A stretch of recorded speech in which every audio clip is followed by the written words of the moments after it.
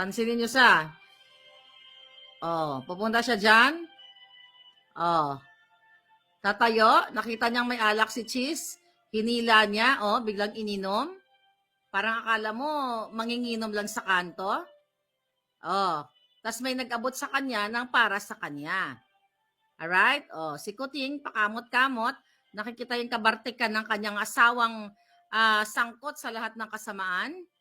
Ayan, pakamot-kamot. Kasi nakikita niya yung pagiging bartik ng kanyang asawa. Okay, stop na tayo doon. Kung matino ang pag-iisip ni Lee Satanas, unang-una, hindi niya kukunin ang alak ng may alak. Alright? Nabagsa mo na lang hinarbat. Kasi sanay nga siya sa harbatan. Sanay nga siya sa pagnanakaw.